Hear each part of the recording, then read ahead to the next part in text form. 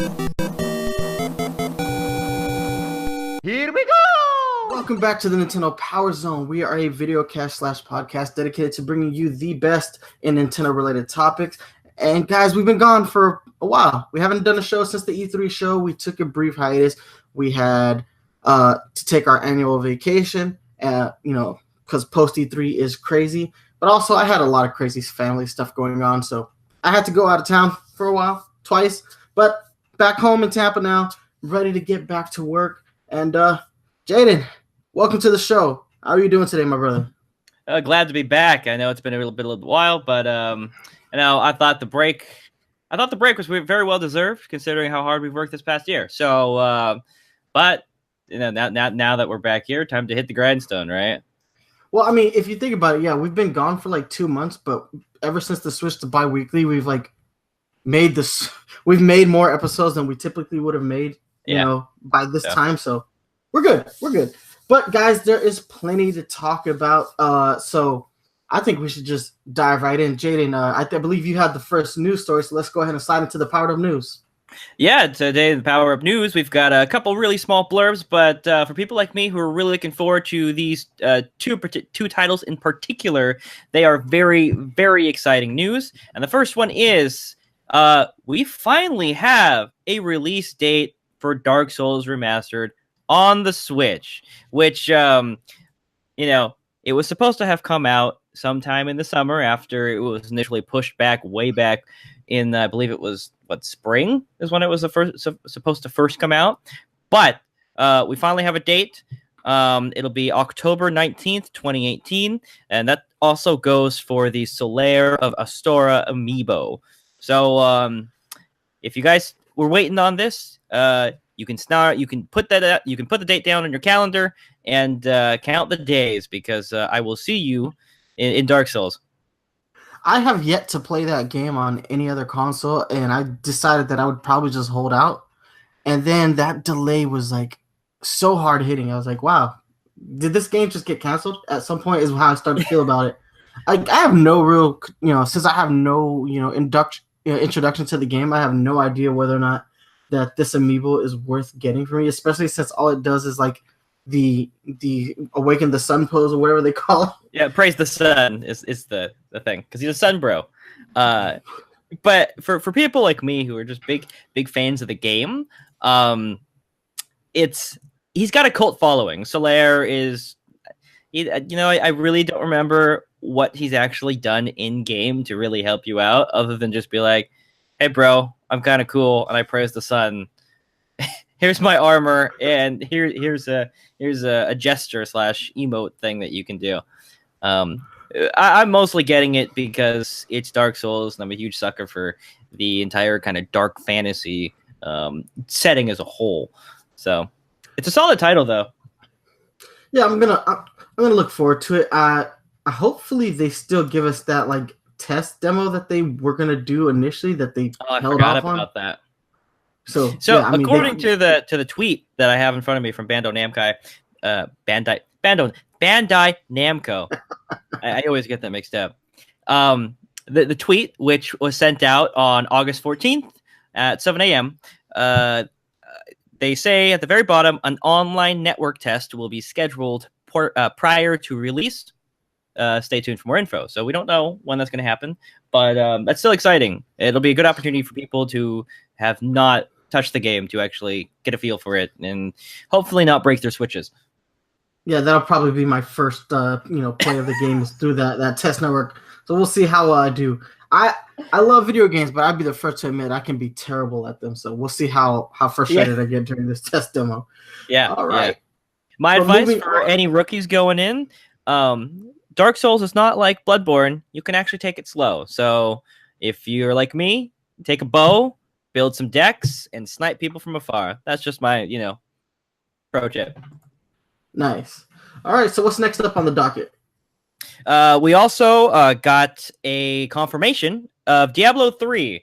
It'll be releasing by the end of 2018. I believe, I can't remember which retailer accidentally leaked the information, but the information was leaked, which prompted a an official Twitter response by Nintendo. It's a cute video between Reggie and I'm blanking on the guy's name, the guy who runs, who's like one of the head and co-founders of Blizzard. It's very cute. I've retweeted it in my personal Twitter.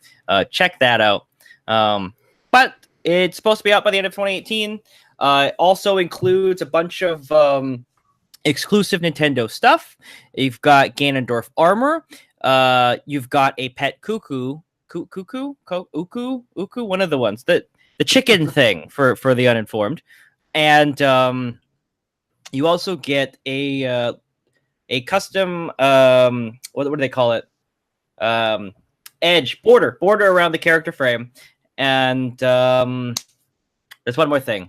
You get wings. You can actually equip wings on the back of your characters in Diablo 3.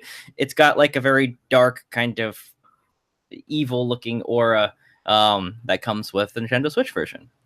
Yeah. So just for people who are concerned about the frames per second and the resolution and whatnot. So in handheld mode, this game will run at 720p and it will run at 60 frames per second. And when you play it docked, it's going to run at 960p, also at 60 frames per second.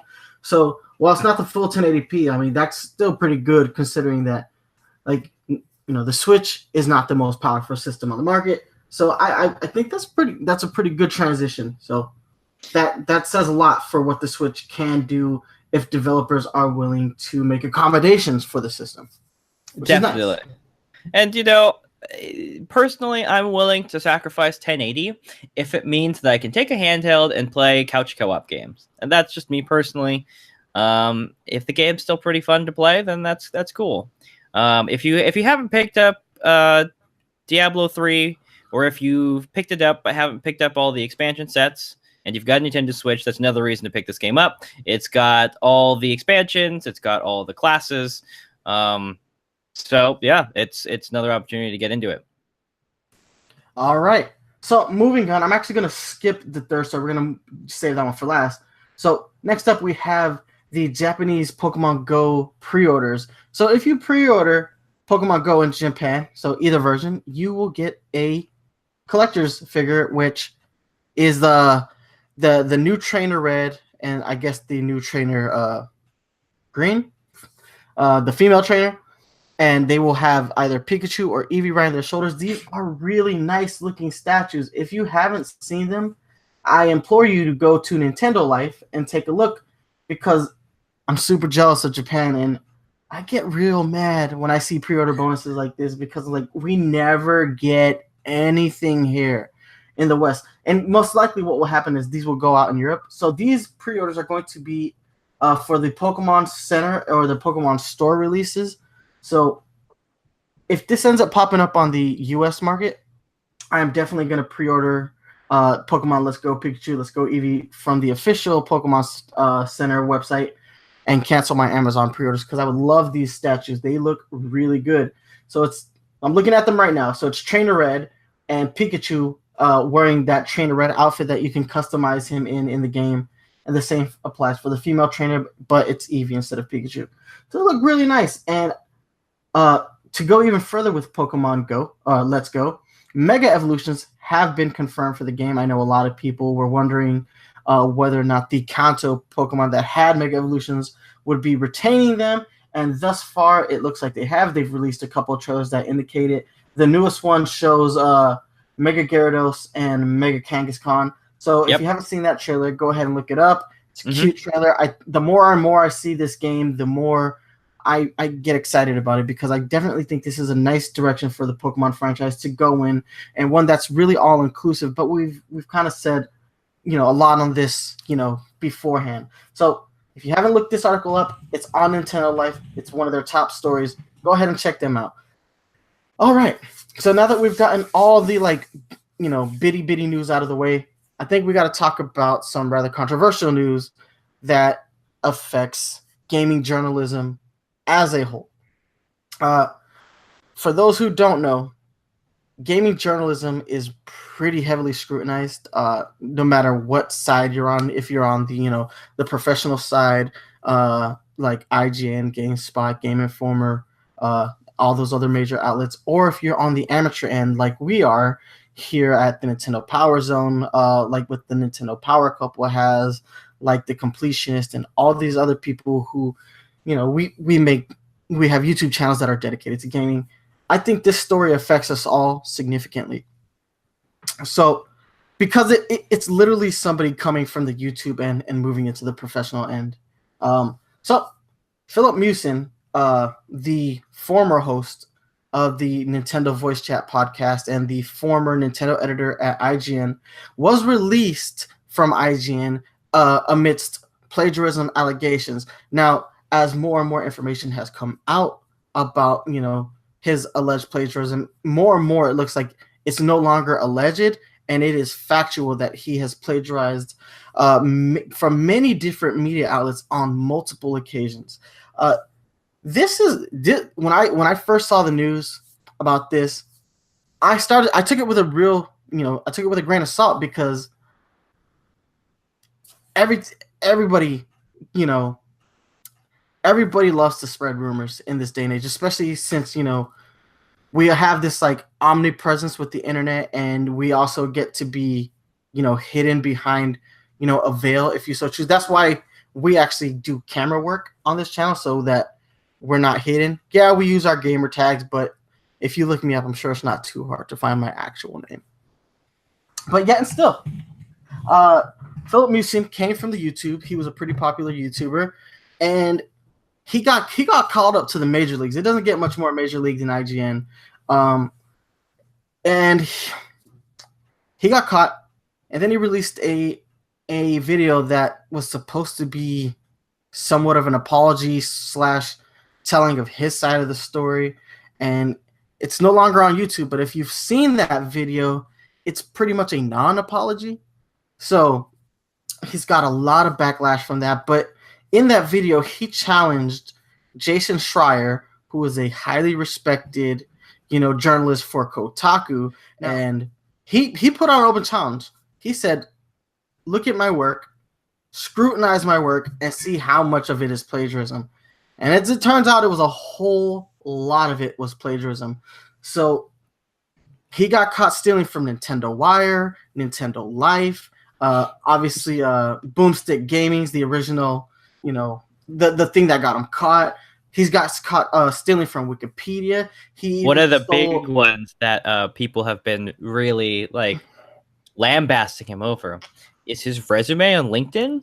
Apparently, it's just been copy pasted from a resume template, which that looks really, really bad. I get it. Resumes are hard. It's a lot of tough work, but to simply copy paste and not even change a word here or there, it's a really bad look, man.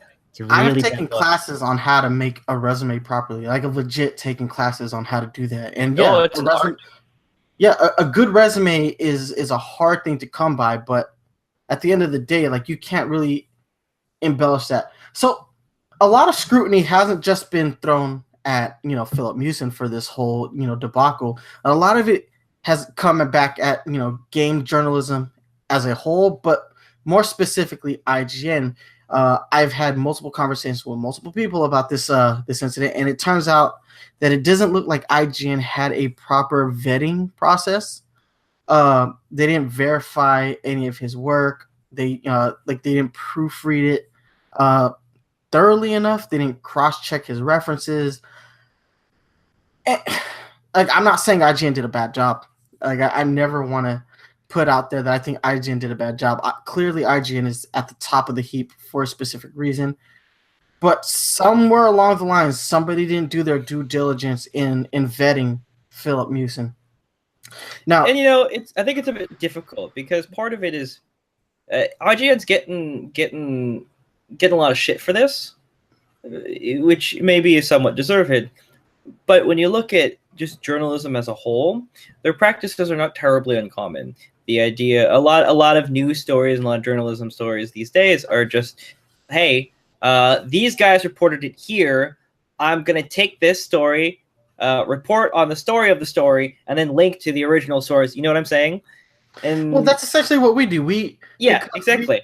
We don't have the same kind of resources as we are independent a fan made podcast. We don't have the same kind of resources. We get our news the same way that other, independent fan based, people get their information. We get our information from other news sites.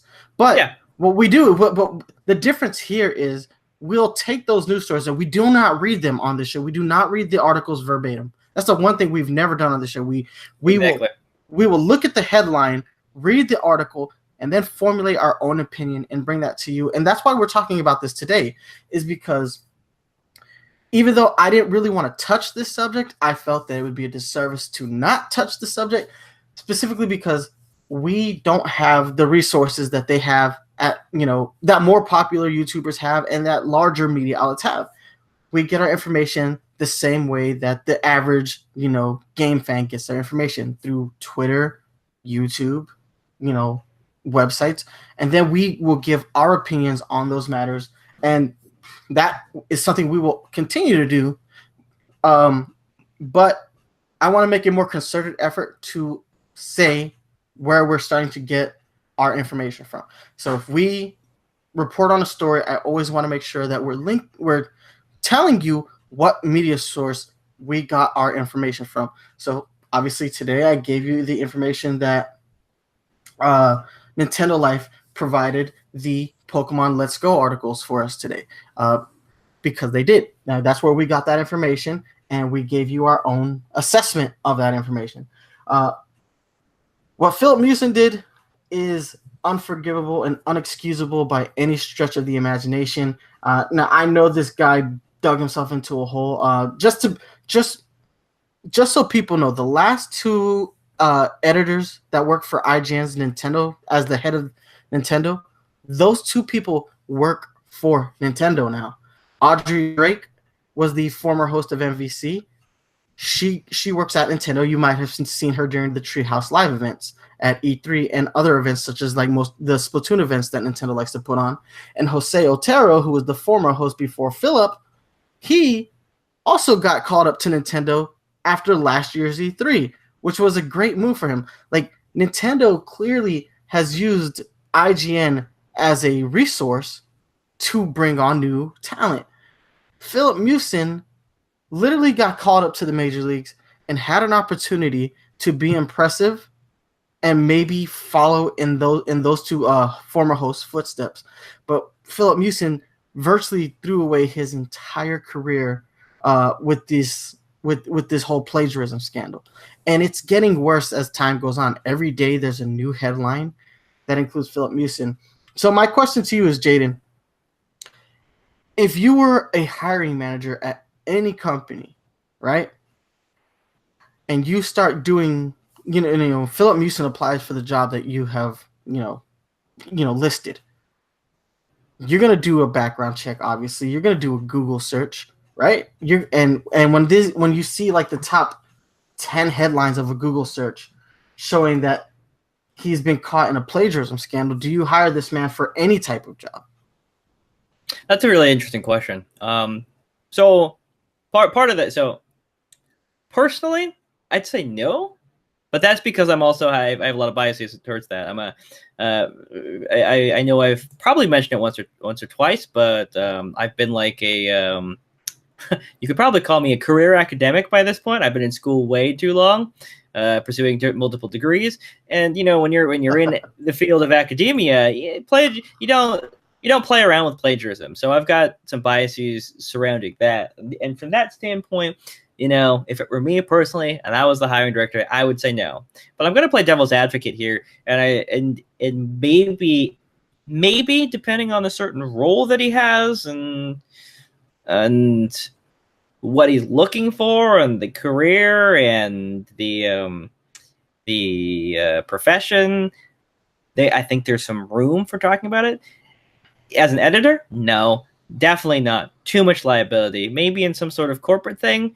Who knows? He could be a liability because if somebody demonstrates a willingness to steal articles, it could also be demonstrative of the willingness to steal corporate ideas. You know what I'm saying? So that could also be a liability. It really just depends on the role and the function. See, I have been a hiring manager before, at a much smaller scale, but I've done that job. And something I always did while waiting for a background check to come through, so I always just did a Google search, just a basic standard Google search. Now, if I Google search Filip Miucin's name right now, which I'm going to do. All right, the first thing that pops up, oh, hey, don't steal reviews and the rest of this week in games. That's the first thing that's from Wired. Yeah, if Wired's blasting you, that's pretty bad. Here's from Nintendo Enthusiast, a video game journalist's reaction to the Filip Miucin plagiarism controversy. IGN fires editor, pulls post after plagiarism allegations surface. That's from Variety magazine. That's a ladies' magazine. Dude, but Variety's a big name. If Variety's like, that's bad.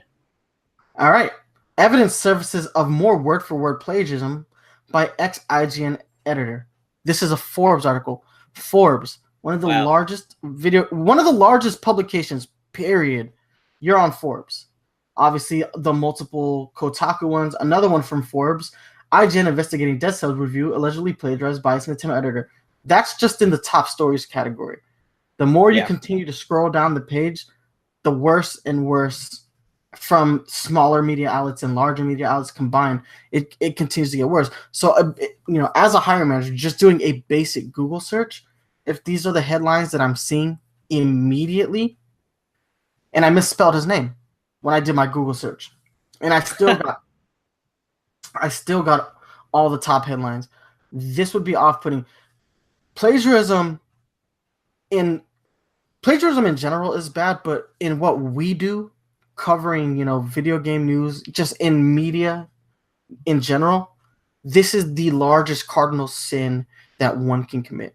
This is literally this is the worst thing you could do.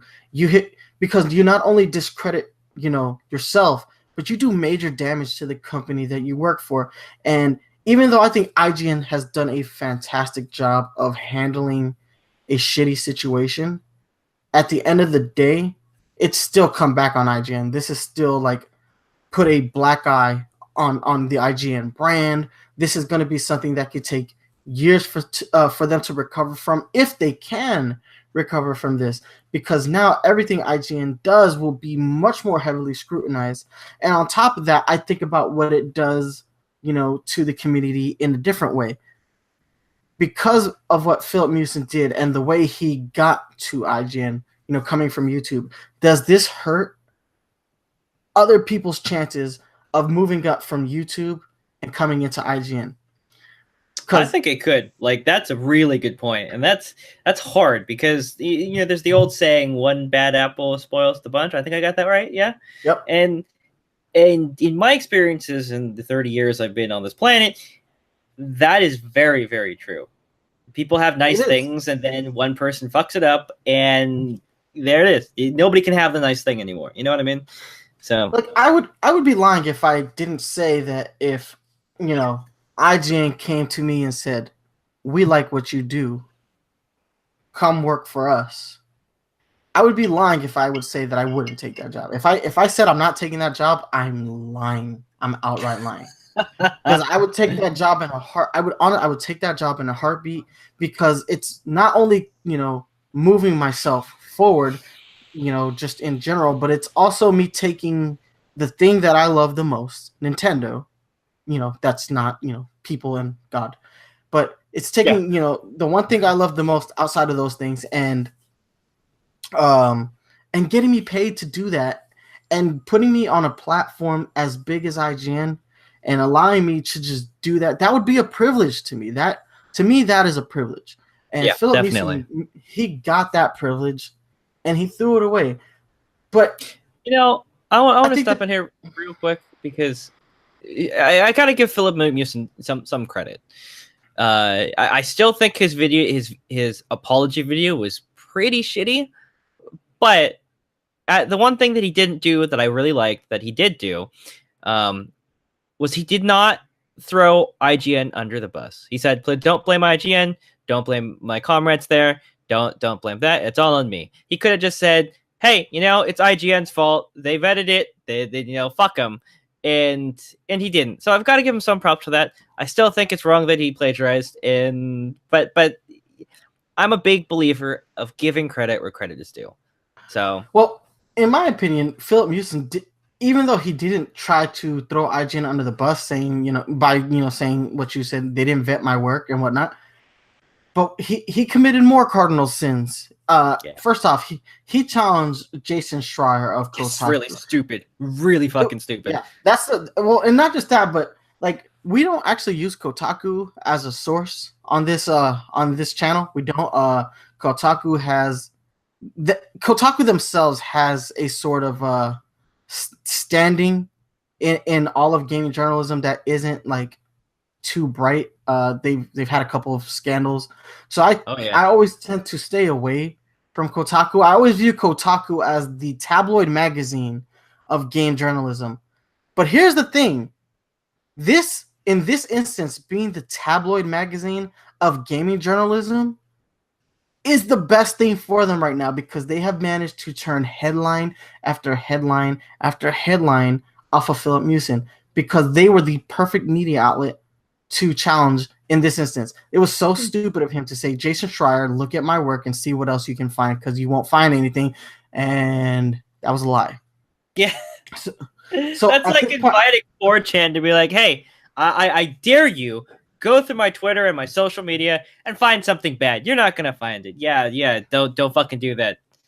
Well, and then the other thing that Filip Miucin did, and I think the thing that's the most damning here, is that Filip Miucin didn't actually apologize to Boomstick Game. I honestly think had Filip Miucin simply just sincerely apologized to Boomstick Gaming, yes, this would still be an issue. It would still be a very big issue. But we wouldn't be here talking about it right now. We wouldn't. Neither would any other person who covers video games in any capacity. But this is the story that everybody's talking about, because he just simply didn't sincerely apologize. And he just said, I am sorry for what I did. Like it was, he never admitted it in his video. He called them plagiarism allegations. He's like, if he had legitimately just said, I plagiarized this material, I am sorry. It cost me the job of my dreams. It has discredited me, etc., etc. I don't think we'd be here as mad as we are, or anybody else would be as mad as they are about the whole situation. I honestly think that people can be more forgiving if you own up to it. And Filip Miucin did not actually own up to it. And he monetized the video, and I think that also set a lot of people off. I'm like, what? I don't know if he's a pathological liar, or if there's something in Filip that doesn't feel whole, and that's why he does what he does. And I understand that working at IGN is probably a stressful job when you're the head editor of a department, especially one like Nintendo, where it just seems like every day there's some major Nintendo piece of news coming out, and on top of having to write the reviews and having to play the games, get the B-roll footage, and stream the games, and do all the things they do at IGN. But at the end of the day, he was getting paid to do that job, and he did not commit to that job the way he should have. And I will say this though, I did stop listening to Nintendo voice chat once Filip did take that position. I felt like he was really uninformed, and it makes a lot of sense now. I always felt like he didn't know very much about the games he was talking about when he was talking about them. He would get jumbled up a lot when Brian or Pear would ask him a question about a specific game, and I'm like, it makes sense because he probably didn't play them to completion, or he didn't play them thoroughly, or obviously he plagiarized reviews. So it makes a lot of sense that I always felt like he didn't know exactly what he was talking about. That makes a lot of sense, actually. So that's it. I mean, I don't know what else to say about this subject other than like, I promise that we won't do that here, and we will make a more concerted effort to let you know where we're getting our information from. That being said, though, when we don't do a whole lot of video game reviews here, but the ones we do, when I write a video game review, I never look at anybody else's review until my review is complete. Even if my review comes out a couple weeks later. In fact, Wild Odyssey was our attempt at doing like 2 reviews in one. The way we did Wild Odyssey was because by the time we did Wild Odyssey, Super Mario Odyssey had been out for 2 months, and Breath of the Wild had been out since March, and Wild Odyssey came out in January of this year. But the way we did that was, instead of doing it as a basic review, we put them we put the games head to head and tried to determine which game was better. So in a sense, we reviewed the games categorically, but we came up with our own thoughts, our own opinions on those games, and we put them head to head to determine which game we personally thought was a better product. And so, we don't normally do reviews here, but everything we do it with our own thoughts and opinions, or we stay very far away removed from those sources. And I want to make sure that we continue to do that here at the Nintendo Power Zone. And I know Brendan isn't here right now, but Brendan is actually pursuing like a journalism degree while he's in college. I would have loved to have heard his thoughts and opinions on this matter, because I think out of the 3 of us on this show, I think he would have been the most agitated by the implications of what Filip Miucin has done at IGN. And in his own personal channel as well. I would have loved to hear it. Next time we record, I definitely want to just get his 2 cents on the matter, because I do think it is important, coming from somebody who's actually going to school, to be, in front of a TV camera reading news. But anyway, guys. The last thing I'll mention about this is this is super difficult, or this is super problematic for gaming journalism as a whole when it comes out so close after Gamergate. Not the Gamergate scandal that it turned into, but the original Gamergate, where, hey, let's criticize gaming journalism. It's a bad look, because it kind of leads credence to be like, hey, maybe they're actually onto something. Maybe there's a problem in game journalism, and especially when we live where one of the big problems, generally speaking, is that journalism as a whole is really under much scrutiny. It's a really bad look. So I guess we'll have to see the sort of long-term implications and impacts that come across. So I agree. Like I said, I think IGN has done a fantastic job of handling this situation. Definitely. But we'll see what this does to their overall credibility. Hopefully it doesn't tank them. But if it does, I mean, maybe in the future, those people will go on to do something different, and they will have a better vetting process. But hopefully. I think that's all I have to say on the matter. Don't really ever want to have to talk about something like this again, but it needed to be addressed, so we've done so. All right.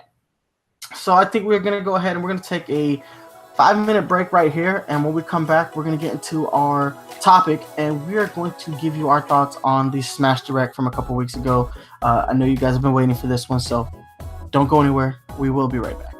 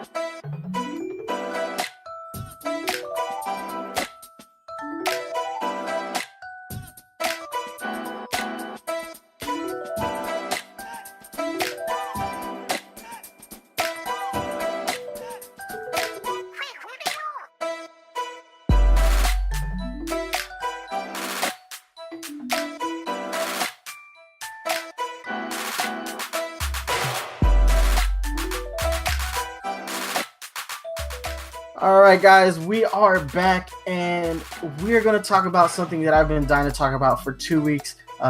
So glad we're back into the full swing of things here. And we're going to talk about Smash, because the Smash Direct was insane. I thought they showed off all the major stuff at E3, but they had more. They had so much more. So before we start, because I made a commitment to you guys earlier, I want to preface this by saying we are going to be using Nintendo World Report's breakdown of the Smash Direct. Nintendo World Report does fantastic work. Whenever a Nintendo Direct is released or whenever E3 rolls around, they literally do entire breakdowns of the of the Direct, and they do it in bullet points, which makes it really easy for us to look at that and then give you our assessment of it. So again, I said I would do this. This would be my commitment to always ensuring that whatever we speak on is sourced. So if you haven't seen it yet, Nintendo World Report, look up their Smash Ultimate Direct recap. So I'm also looking at Nintendo Everything. They've also have a pretty interesting in-depth article on it as well, which looks like they're sourcing it from Nintendo PR. But that's another alternative to Nintendo World. But Nintendo World's also pretty solid. So just throwing it out there too. So that's another one of our sources. First thing we'll start off with is we have new characters and new Ekko fighters. So Simon Belmont, who was semi-leaked the day before the Direct, but he had a pretty dope trailer. Luigi died. Yeah, big spoiler alert, he's dead. And no matter what Nintendo says, he's dead for good. That's I'm So weird trend in the last couple Smash Directs is that they're killing primary Nintendo characters. Mario and Mega Man bit the bullet during E3, and now Luigi is also dead. I'm like, oh wow, these trailers they're something else, but they are fantastic looking. For those who haven't seen it, Jesus, please just stop watching us and go watch that for a minute. You can come right back, and we'll still be talking about Luigi being dead. Yeah, but poor Luigi always get the shit stick though. It was a good trailer though. I like how they kind of did the whole Luigi's Mansion thing, but threw it in with Dracula's castle. Definitely. From Castlevania. I was like, that is so good. Like, that is such a smart way to do that trailer, was to have him with his Poltergust 5000 and just have him just die right. Yeah. Yeah, I mean, it makes the most sense too, because when you look at all the Mario core franchise characters, like, okay, sure, Mario's dealt with booze, but Luigi, he's had an entire game dedicated to a haunted mansion. When you expand the haunted mansion concept out, obviously that applies to Castlevania. So it was. Plus, I think they just really wanted to pick on Luigi some more. Poor Luigi. Green Mario, but Simon Belmont looks like a pretty interesting character. He looks a little too slow for my personal liking, but I do like his moveset. I love the fact that he has the whip, because you can't have Simon Belmont without the whip. And speaking of the whip, one of the best things about the whip, this is what I was most shocked about, is in the old games, you would hold down the whip button, and if you move the D-pad or joystick around, it would move around, flop around depending on which direction, and they kept that feature in, which is fantastic. Yeah, it also makes for a good recovery tool. I'm also glad that they went with a more traditional design for Simon Belmont, because if you guys remember that crazy redesign that he got for that Castlevania fighting game done by the art director of Death Note. First off, I love that guy's art. Obasan, he is a fantastic artist. Obviously, Death Note and Bakuman are my favorite manga of all time. But his art style was not conducive for Castlevania, and that Simon Belmont redesign was actually terrible.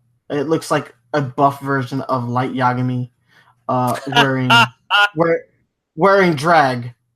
It totally does. That's good. A buff Light Yagami wearing drag. I could say that. That's what it. Like, I'm looking at it right now, and that's why I came up with that description, because Was that Castlevania Judgment? The one on the Wii, right? Yes. Okay. Castlevania Judgment. Oh man, It's a terrible redesign. Although I would not be mad if this redesign was used as like his player 2 color. That'd be funny. That'd be I funny. would love to see that version as a player 2 color. But aside from that, Richter Belmont is the Ekko fighter for Simon Belmont, which Richter Belmont has a pretty good design. His redesign is pretty fantastic for this game. You know, I don't know who provided Nintendo with these redesigned skins for this game, but they look really good. And I love how the whip is now a mace because it's very accurate to how he is portrayed in the original Castlevania game that he is part of. I believe he's in Castlevania 3. So my Castlevania history is really bad. My first time coming across Richter was part of the Dracula X Chronicles, which was a re-release of 2 different Castlevania games on the PSP. It looks like Richter, I'm looking up right now using the Castlevania wiki. It looks like he first shows up in 93 on the PC Engine. Whoa, what? Yeah, for Rondo of Blood. Yeah, that is his. I'm confirming that right now. So yeah, Rondo of Blood. He's also in Castlevania Symphony of the Night, which is where I know him from. Which is a fantastic game. If you have not played that one yet, I know it's a little hard to do because that's like one of those games like you really need a Game Boy Advance SP to enjoy. If you have the non-backlit Game Boy Advance, then that game looks like poop. But you can also play it on the PlayStation 1, and it looks all right. And I think that was also the second game that was included in Dracula X Chronicles. Let me double check that. Hold on. Where is it? Symphony of the Night. It shows it coming out on the PSP somewhere. Yeah, I'm literally going through that. We're going through the articles as we speak right now. Castlevania.wikia.com. Yeah, it looks like it was also included in Dracula X Chronicles for the PSP, so that's another way to get it. All right. So, Chrome from Fire Emblem Awakening is finally going to have his day to shine. People, leave Sakurai alone, okay? As of right now, you leave Sakurai alone. You got Chrome, okay? Smash Wii U, when Smash Wii U came out and when they picked Robin over Chrome, I just remember the utter backlash that happened. Why Robin? He sucks. No, Chrome showed up. He was just part of Lucina's Final Smash. So yeah, he had a cameo. Isn't that what you want? We don't want any more clone fighters. We want Chrome. Okay, so fan service has been done. You have Chrome, and his moveset doesn't look too shabby. I'm not going to use him simply because I don't use a lot of these sword fighter characters, but yeah. I think it's a welcome addition to have Chrome added to the cast.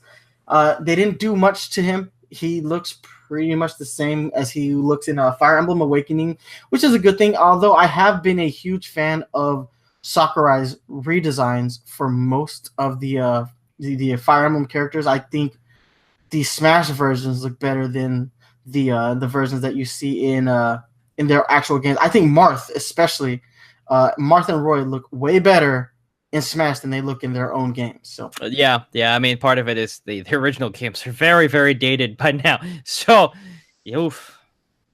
All right. So we got those 3 characters out of the way, but I want to talk about a character that is near and dear to my heart that was added to this game, and that would be King K. Rool. First off, Donkey Kong Country.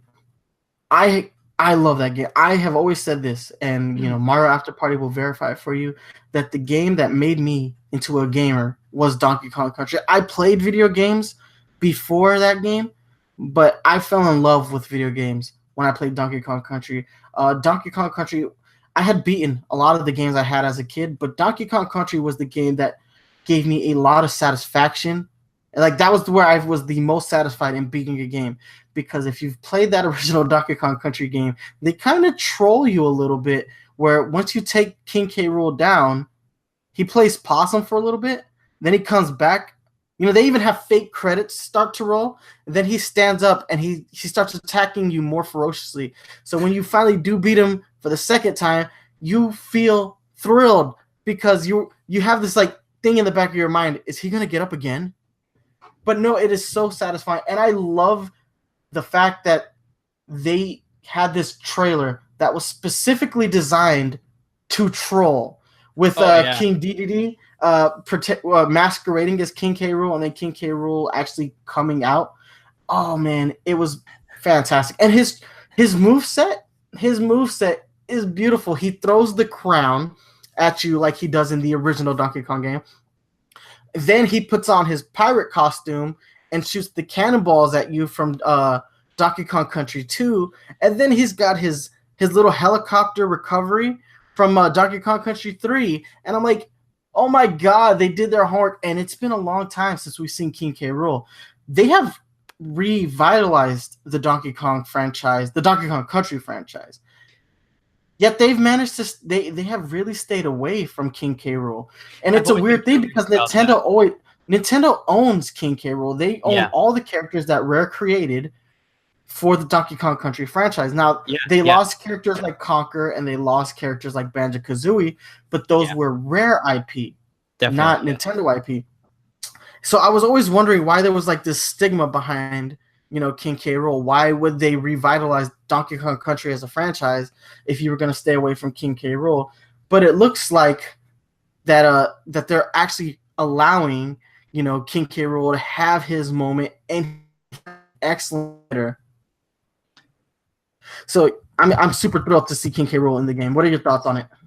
Well, that is something that's also been very curious to me too. Is why there's been such a lack of King K. Rool in general.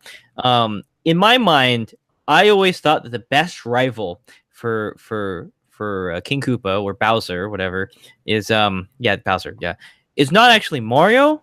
I think King K. Rool would be a solid rival. So I'm really hoping. This putting him into the game means that I can play out the fan fiction fantasy of having Bowser and King K. Rool fight it out for top villain of the Nintendo IP. And I guess they can invite Ganondorf if they really want to, but yeah.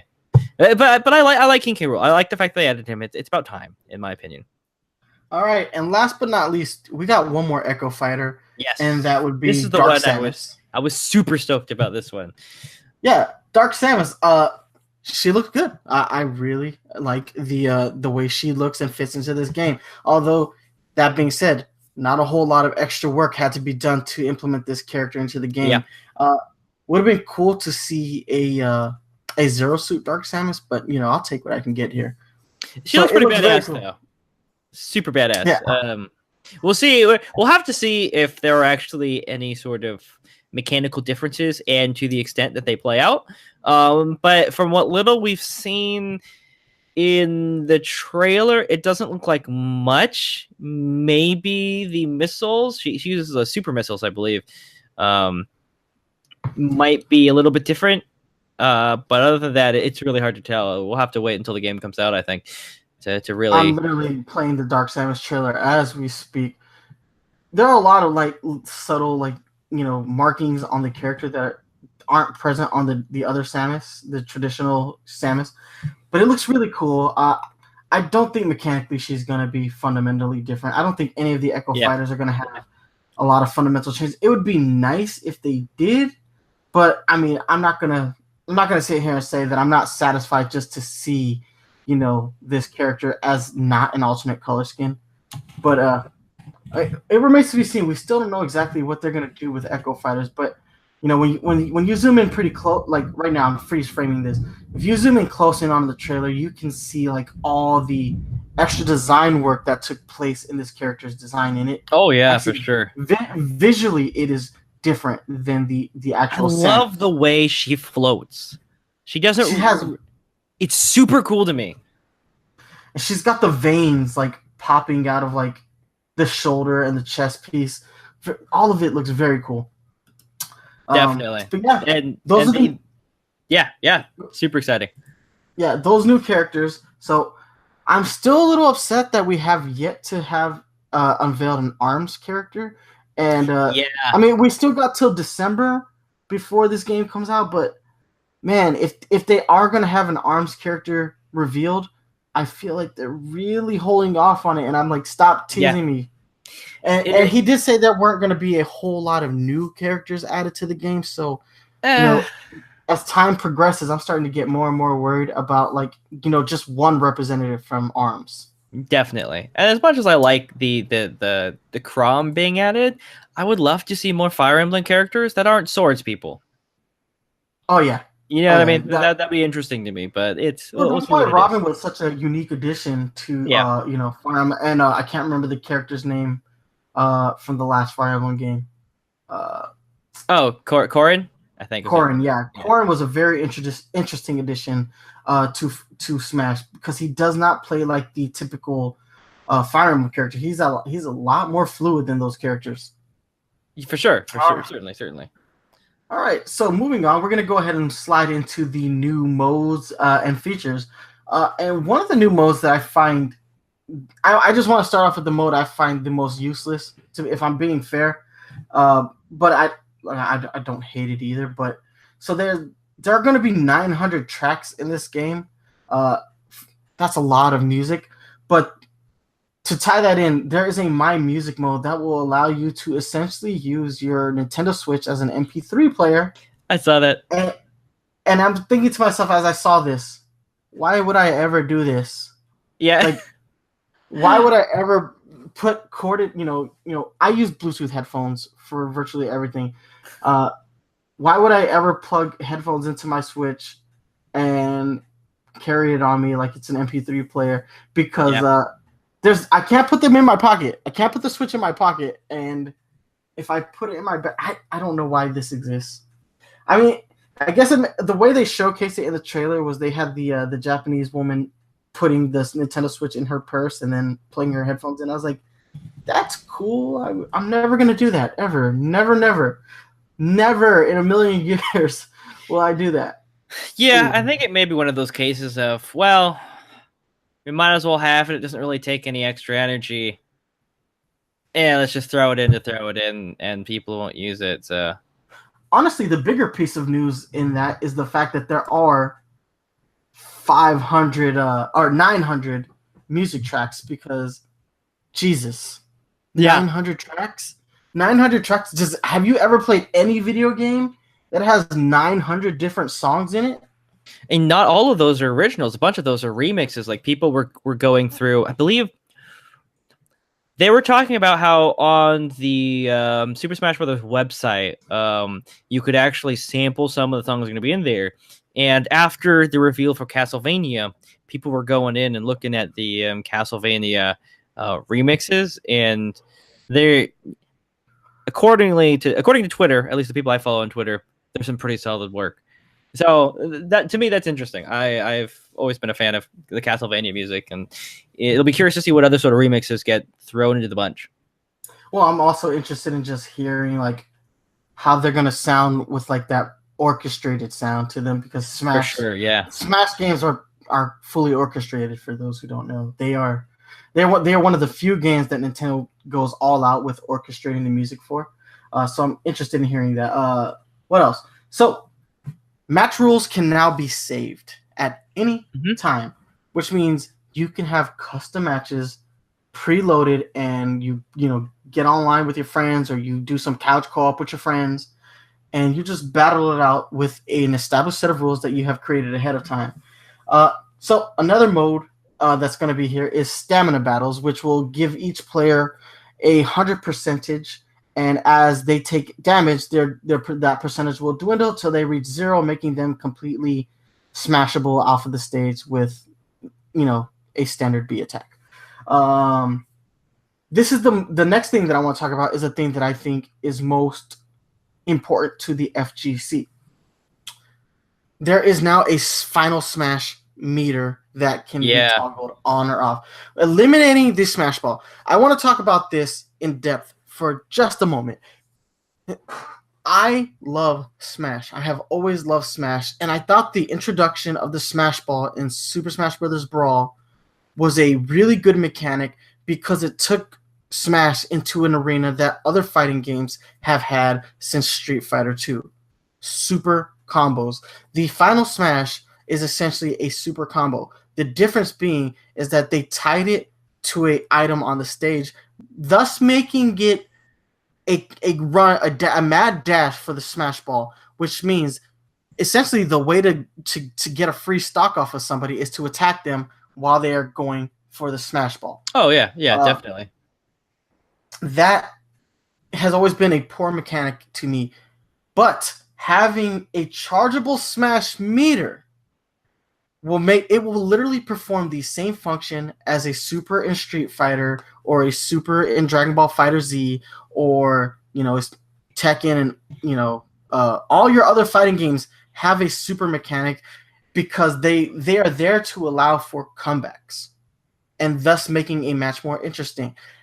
This is something that I really hope that the Smash FGC embraces is the Smash meter. Allowing that to be in the game at a competitive level will completely alter the way that the FGC plays Super Smash Brothers. And it's a really good addition to this game. And honestly, I want to participate in a tournament that allows for this final Smash meter because it's going to make matches a lot more interesting, especially now that Dragon Ball FighterZ is like the biggest fighting game on the planet right now. This is the kind of mechanic that will really forward Smash, and make it compete with these fighting games that are becoming more divergent. Because we're starting to see a whole lot of fighting. We're in a fighting game renaissance.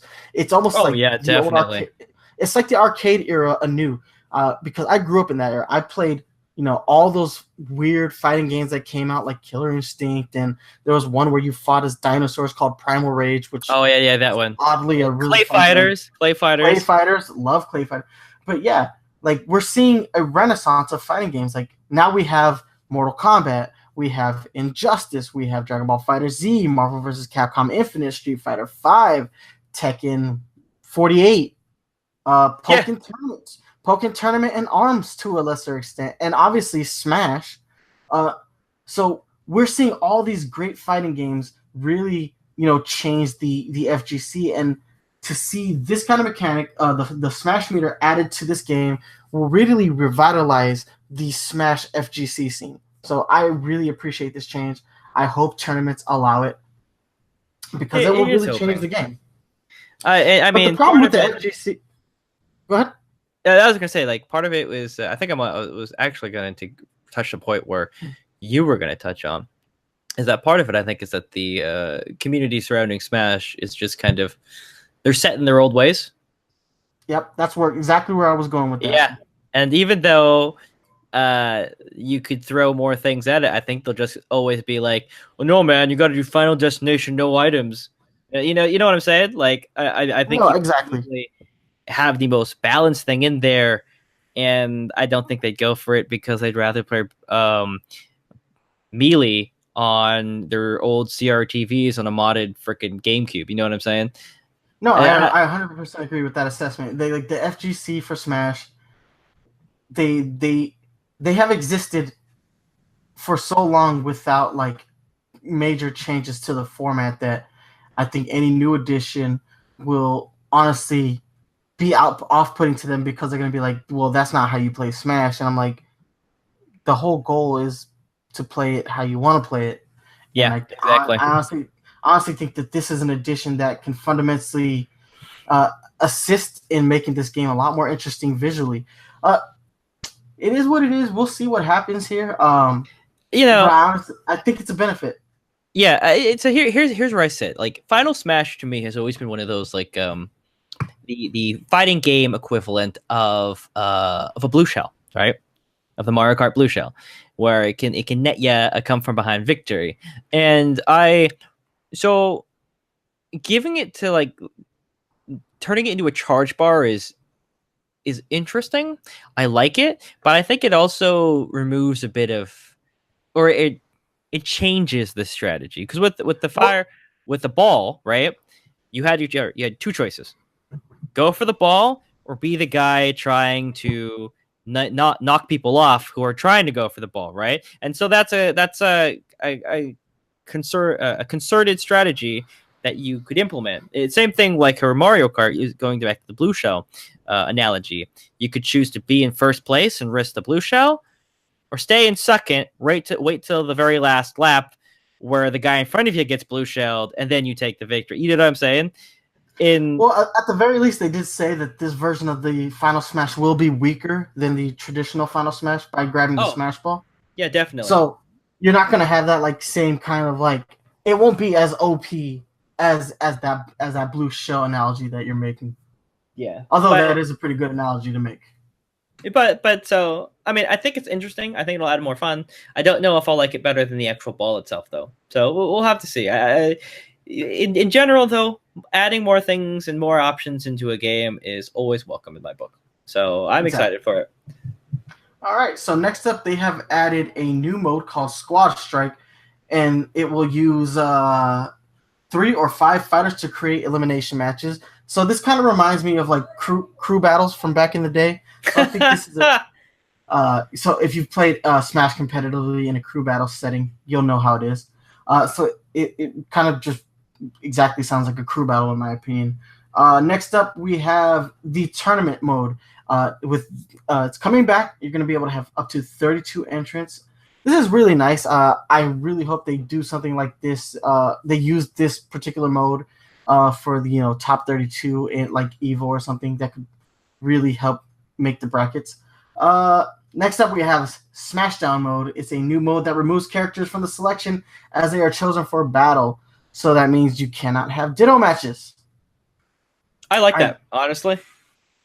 I know the FGC is not going to have that one implemented. They're going to be pissed. You're like, wait a minute. I can't be Kirby at the same time that he's being Kirby? Hell no. Oh, okay. So my favorite new function, though, let's talk about this, is the training mode. The training stage is amazing for people who really want to get good at Smash, who really want to be elite. The training stage is brilliant. It shows you how far somebody's going to move, what the knockback's going to be depending on their damage percentage. So the way they showcased it was they showed doing a forward throw with 0 damage, 50% damage, and 100% damage, and you see how different the knockback is with each damage percentile. And I saw that and I was like, do you know how many pro Smash players are going to use this? Do you know what that's going to do for their game as a whole? No, it's really good. I mean, they also have the on the stage itself, they've got the grids for so you can actually gauge distances in a more accurate manner, which is always welcome, especially when you know the entire way you win a match is by knocking people X amount of distances. It's really, really useful. It reminds me a lot of the Street Fighter 4 training stage, but is a much more functional version of that. Oh, definitely. So I really appreciated that. That's something I'm going to spend hours in, especially since we're going to have new characters and new balancing has gone into effect. This game is faster, and from what I've heard from professional people who have played this game, is that knockback feels different in this game than it's ever felt. So learning how to DI and learning what somebody's ability to DI is going to be really important. So those who don't know, DI stands for directional influence, which means how much you can change your character's projection if they've been thrown or knocked back. And that's my, layman's assessment of directional influence. Aside from that, classic mode will return with each combatant having their own set of opponents. So classic mode is making a bit of a return. It will play in the same way that it did in the older titles.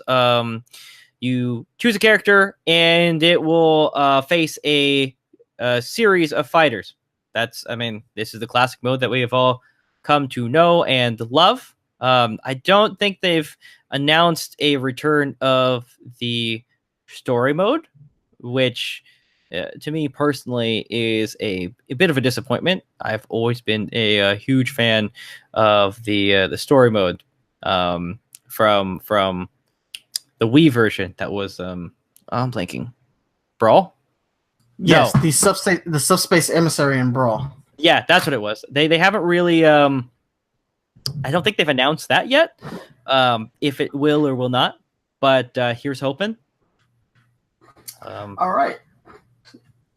I'm excited about all these features. It's nice to have a classic mode, but if they don't have that I just called it that subspace emissary mode, I'm going to be upset. But they did say that there is one hidden mode that we haven't yet seen. We'll probably see that right before the release of the game. So I want to just quickly power through the rest of this so we can wrap the show up. We have a bunch of new assist trophies, Pokeballs, and other items. So Alucard is going to be a stage hazard on the Castlevania stage. We're going to have a new banana weapon that is a gun that then turns into a banana peel, which is really dope. Shovel Knight is an assist trophy, which is such a huge bummer.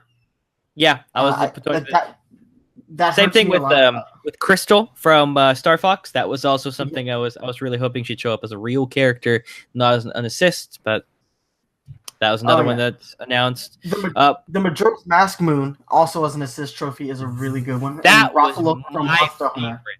Those two are my complete favorite because I'm a huge Monster Hunter fan, and Majora's Mask is obviously my favorite. As you can see from the mask behind me, it's my favorite Zelda title. And so having this big fuck off moon come out of nowhere and nail the stage is hilarious to me. Also, Zero, Knuckles, Claptrap, Cap'n, and Chief Kawasaki, and Gray Fox, Nikki will also be assist trophies. So look forward to that. As far as Pokeballs are concerned, we're going to have Alolan Executor, Abra, Solgaleo, Lunala, Mimikyu, Pyukumuku, Vulpix, both regular and Alolan forms. Morlo and Ditto are new Pokeball Pokemon, and I really like the Ditto transforming into, just doing the transform. I really think that's dope. Let's see, anything else there? No. So as far as stages are concerned, because we're really trying to power through, we're going over on our time, but we are going to have 103 stages. 100 if you don't include Battlefield, Big Battlefield, and Final Destination. But that's 100 different stages, and all of them will have the ability to be played in either a Battlefield mode or a Final Destination mode. You also have the ability to do morphing stages, so you can pick 2 stages at the stage select screen, and after a certain amount of time passes, the stages will switch. I also hope that that's a function that gets added into tournament play, because I'm so tired of watching people play tournaments on Smashville. Because the only character that benefits is Sheik. Sheik is the only character that plays well on Smashville. So if somebody's going to play Sheik, I would like to see the FGC add the morphing stages so that character doesn't have a distinct advantage on that stage. We're talking about stages. So first of all, again, hypercritical of the Smash Brothers community.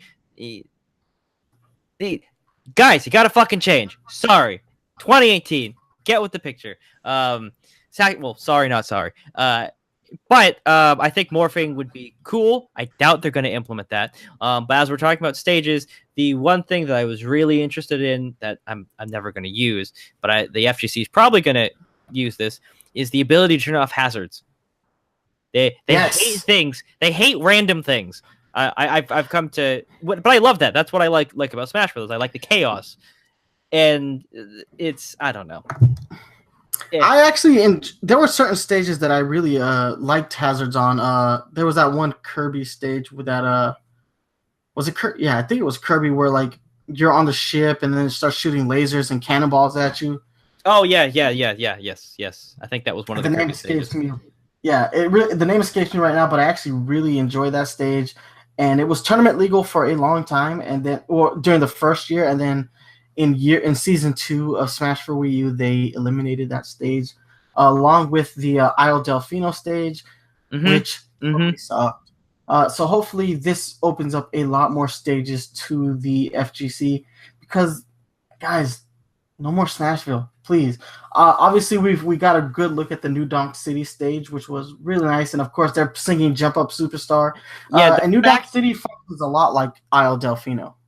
Yeah, in many ways. I really just like the fact that they added the cameo from Pauline and her band. That's fantastic to me. It really feels right. Obviously we also have Dracula's Castle. Duh. They showed that. Yes, with Dracula actually or Alucard actually being the stage hazard on that. Yep. Which is cool. I am happy to say that there is one stage hazard that I think should be turned off at all times, and that's going to be the Yellow Devil. So no, I love the Yellow Devil. You get out. So obnoxious. I know. He's so obnoxious. I can't stand the Yellow Devil, so I'll be happy to turn him off. But yeah, that's about it. There was a lot of minor stuff to cover, but I don't actually think it's important to discuss like the menu screens and the dashboard. We do know that there is one blurred icon. Everybody is hoping that turns out to be a new version of Subspace Emissary, which with the way that they're releasing cutscenes with characters dying, I'm assuming that this is a Subspace Emissary, style I hope so. Mode. But yeah, aside from that, I really, really enjoyed this Smash Direct. There was a whole lot of cool stuff in this Direct, and it was really important that we eventually spoke on it. I know we're late, in our assessment of this, but we weren't going to go without talking about it. Aside from that, I hope you guys enjoyed our assessment of the Filip Miucin situation. Like I said, it wasn't something I initially wanted to talk about on the show, but I honestly think that it was important that we got in front of it and made a commitment to you to cite our sources. So before we go today, I do want to go ahead and read off the sources that we used for today's episode. On my end, we used Nintendo World Report for their Smash Direct recap, which was really helpful. So I want to thank Nintendo World Report for breaking things down so much. I also want to thank Nintendo Life for posting the article about Pokemon Let's Go Pikachu and Let's Go Eevee. I want to thank CNET for their breakdown of the Dark Souls release date. And I also want to shout out VG247, which is what I use for my my source as the Diablo 3 article. So yeah, always want to make sure that we go ahead and talk about our sources from this point going forward, just to make sure that you guys know where we're getting our information from. On that end, my sources were from mostly the same things. I also pulled a couple things from Nintendo Everything. They had a Smash Brothers Ultimate Direct Recap announcement. I pulled some stuff off of the Castlevania wiki when we were looking for where Richter first showed up. And the other knowledge was basically just following official Twitters. Nintendo's been pretty on the ball about that. So that's great. All right. Any closing thoughts for today's episode, my brother? Sure. Not one to shy away from what's the word? Like controversy. And now that we're talking about Smash Brother and Twitter, please, if you are harassing Sakurai on Twitter, please don't. That's not cool, and it's just gonna fuck everything up harder. I'm referring to the entire Waluigi not being in Smash. If for those of you uninformed, there were people harassing him on Sakurai on Twitter over this situation. Please don't do it. I don't talk about my day job in real life, but I'm actually studying to be a psychologist, and the research shows, if you want to convince someone of something, harassing them about it is not going to change their minds. I'm just throwing it out there. The research shows that. So please do not, if you really want Waluigi in there, don't stop. Just stop. Don't harass Sakurai. Agreed. Yeah. It's not cool, guys. Yeah. Anyway, we want to thank you guys so much for watching today with us.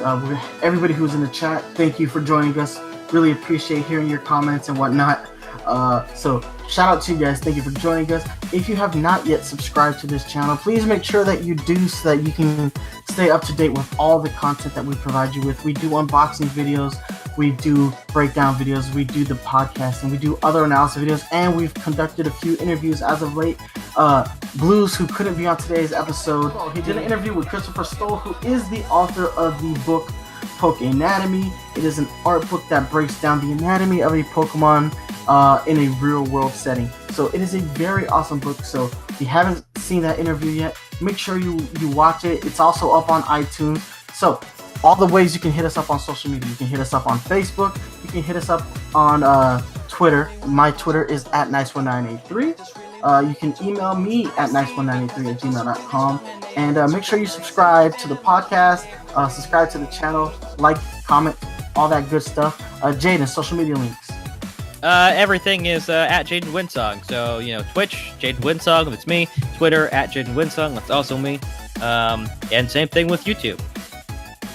All right, guys, so that's going to wrap up this show. We will be back in 2 weeks. We are back to our bi-weekly schedule, and we're going to have a lot more Nintendo to cover because it looks like we got a lot more games to discuss, and I do want to do a basic assessment of the Dragon Ball FighterZ test demo that went out last weekend. I do want to do a brief analysis on that, so stay tuned because I promise you we will have our assessment for that next episode. But until then, guys, stay fresh.